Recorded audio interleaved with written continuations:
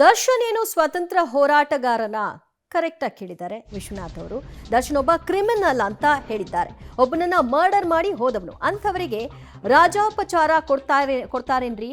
ಯಾರು ಅವನಿಗೆ ಸಹಾಯ ಮಾಡಿದ್ರು ಅಂತಹ ಅಧಿಕಾರಿಗಳ ಸಸ್ಪೆಂಡ್ ಮಾಡಬೇಕು.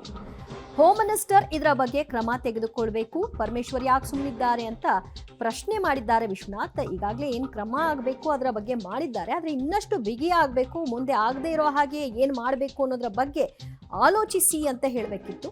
ಎನಿವೇಸ್, ದರ್ಶನ್ ಒಬ್ಬ ಸ್ವಾತಂತ್ರ್ಯ ಹೋರಾಟಗಾರನ, ಒಬ್ಬ ಕ್ರಿಮಿನಲ್ ವ್ಯಕ್ತಿ, ಅಂಥ ವ್ಯಕ್ತಿಗೆ ರಾಜಾತಿಥ್ಯ ಕೊಡ್ತಾರಾ ಅಂತೆಲ್ಲ ಪ್ರಶ್ನಿಸಿದ್ದಾರೆ MLC ವಿಶ್ವನಾಥ್. ದರ್ಶನ್ ಏನು ಈ ದೇಶದ ಸ್ವಾತಂತ್ರ್ಯ ಹೋರಾಟಕ್ಕೇನು ಬಂದವರಲ್ಲ, is a sort of criminal. ಅವರು ಕೂಡ ಒಬ್ಬನ ಮರ್ಡರ್ ಮಾಡಿ ಜೈಲಿಗೆ ಬಂದಿರೋಂಥದ್ದು.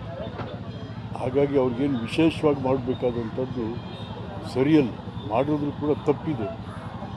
ಹಾಗಾಗಿ ಆ ರೀತಿ ದರ್ಶನ್ಗೆ ಇಂಡೈರೆಕ್ಟಾಗಿ ಸಹಾಯ ಮಾಡ್ತಿರ್ತಕ್ಕಂಥ ಕೆಲವು ಅಧಿಕಾರಿಗಳಿಗೆ ನೀವು ಸಸ್ಪೆಂಡ್ ಮಾಡಬೇಕಾದ್ರೆ ಅವ್ರ ಮೇಲೆ ಆ್ಯಕ್ಷನ್ ಮಾಡಬೇಕಾಗುತ್ತೆ.